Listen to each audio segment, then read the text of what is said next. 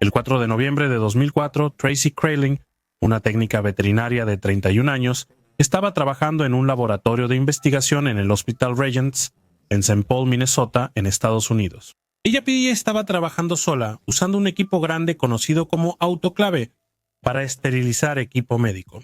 Este autoclave permitía entrar caminando. Era más o menos del tamaño de un armario, de 1 metro cuadrado o unos 8 pies cuadrados. Su tamaño permitía acomodar piezas grandes de equipo como carritos o sillas de ruedas, y también significaba que los empleados podían entrar a la máquina para cargarla y descargarla. Durante el uso normal, los empleados cargaban el autoclave con el equipo que necesitaba ser esterilizado, luego salían y cerraban la puerta, iniciando el ciclo automático de la máquina.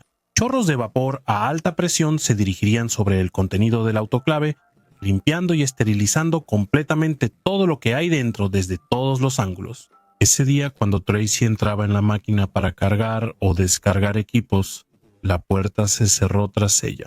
La máquina comenzó su ciclo automático con ella todavía adentro. No había manera de abrir la puerta desde adentro ni forma de que ella pudiera comunicarse con alguien afuera. No había nada que ella pudiera hacer para escapar. Sufrió quemaduras graves por vapor a alta presión y temperatura. Sus colegas la encontraron dentro de la máquina más tarde ese día y la llevaron directamente al centro de quemaduras del hospital, donde recibió tratamiento. Pero sus heridas eran demasiado graves y falleció al día siguiente. La Administración de Seguridad y Salud Ocupacional inició una investigación y se identificaron varios patrones preocupantes. Se supo que el personal había notado problemas con la puerta del autoclave, que se cerraba inesperadamente. Las puertas que se abrían y cerraban en habitaciones cercanas al laboratorio generaban suficiente flujo de aire para que la del autoclave se cerrara de golpe. Preocupados por quedar atrapados dentro, los empleados habían empezado a usar un bloque de madera para detener la puerta. El departamento de mantenimiento del hospital también había instalado un pestillo para mantener la puerta abierta. Pero el día de la muerte de Tracy, ninguna de las medidas de seguridad improvisadas fue efectiva. Aunque muchos empleados declararon después del accidente que el autoclave había sido una fuente de preocupación para ellos, no había quejas formales registradas. Administración de Seguridad y Salud Ocupacional multó al hospital con $75,000 y señaló que el autoclave debió haber estado equipado con características de seguridad como una barra de pánico para abrir la puerta desde adentro o un botón de emergencia accesible desde el interior de la máquina. Tracy fue recordada como una mujer fuerte y decidida. Le sobrevivió su esposo, Brad Kraling, con quien se había casado apenas un mes antes del accidente. El 27 de julio de 2010, Wyatt Whitebread, de 14 años de Mount Carroll, Illinois, le confesó algo a la madre de uno de sus amigos mientras ella lo llevaba a casa desde una pizzería local. No estaba disfrutando su primer trabajo remunerado. Él estaba muy emocionado por conseguir un trabajo pagado en una bodega local de granos, pero ahora, después de unas semanas, estaba encontrando el trabajo agotador, repetitivo y desagradable. Ojalá nunca vuelva a ver otro grano de maíz en el resto de mi vida, admitió, pero no obtendría el respiro que deseaba. Al día siguiente estaría de regreso en la planta, trabajando otra vez, lidiando con miles de millones de granos de maíz. Wyatt y sus amigos, Alex Pacas de 19 años y Will Piper de 20, debían bajar caminando y llevar el maíz a un almacenamiento de grano en la cercana empresa Consolidated Grain and Barge. Durante el procesamiento, el grano normalmente se almacena en grandes silos o depósitos, torres metálicas altas, circulares y sin ventanas, cada una de las cuales puede contener una enorme cantidad de grano. El producto se carga en estos depósitos desde la parte superior usando sinfines o elevadores. Cuando llega el momento de retirar parte o todo el grano, se abre una compuerta en la parte inferior del depósito y el grano fluye naturalmente hacia afuera. A veces, en este proceso, los grumos de grano bloquean la compuerta y detienen el flujo.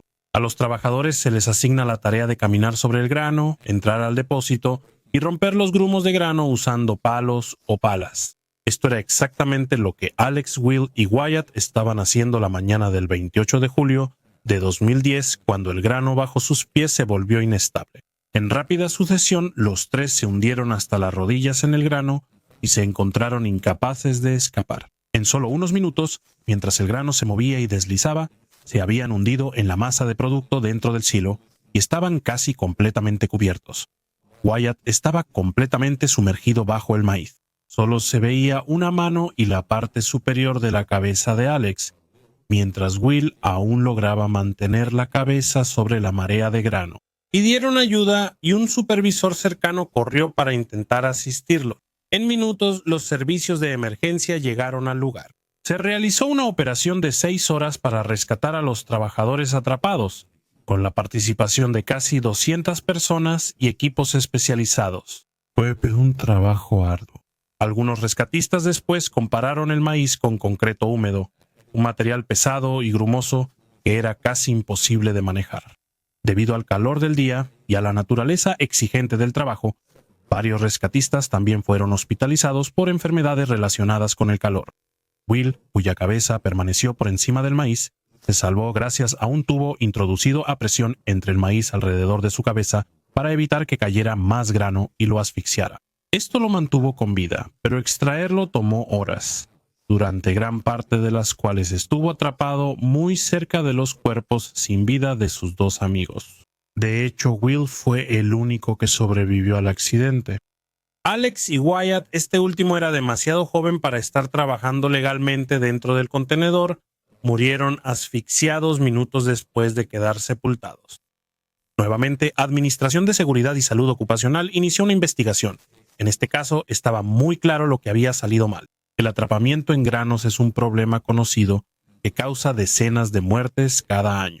Montículos inestables de grano pueden atrapar a los trabajadores en segundos. El entierro total suele ser mortal porque el material granular ejerce gran presión sobre el cuerpo.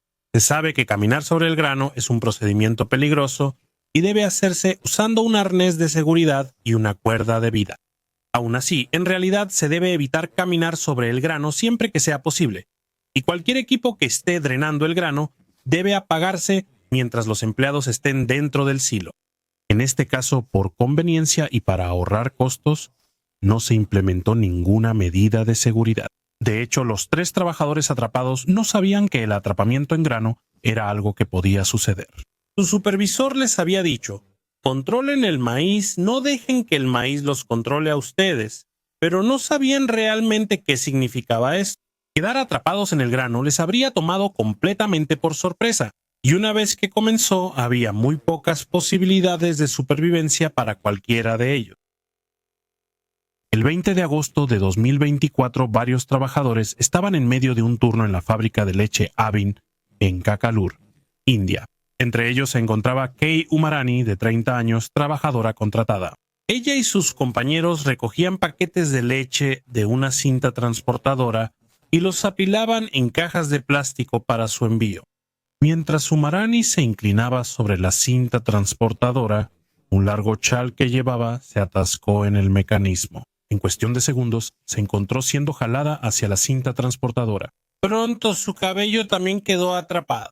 Sus colegas corrieron a apagar el equipo, pero los pasillos de su área de trabajo estaban bloqueados por las cajas de plástico con las que estaban trabajando. No pudieron llegar ni a Umarani ni al botón de paro de emergencia de la banda transportadora a tiempo. Umarani fue arrastrada de cabeza hacia el mecanismo de la banda transportadora. Sufrió lesiones catastróficas en la cabeza y el cuello, y murió en el lugar. Tras el accidente, la producción en la instalación fue suspendida y la policía inició una investigación. Un supervisor de la fábrica fue arrestado e interrogado, pero la administración protestó alegando que el accidente ocurrió en una zona considerada de bajo riesgo. Señalaron que los procedimientos operativos estándar prohibían el uso de chales como los que Umarani llevaba puestos, pero que esta prohibición no se había hecho cumplir. También se sugirió que la propia Umarani había tenido la culpa por inclinarse demasiado cerca de la banda transportadora mientras trabajaba. De ahora en adelante, todos los trabajadores de la instalación estarían obligados a usar un abrigo abotonado y una gorra para evitar que el cabello suelto y la ropa entren en contacto con la maquinaria. Umarani dejó a su esposo y 2 hijos. Los representantes de la familia todavía están buscando una compensación por la pérdida innecesaria de su vida.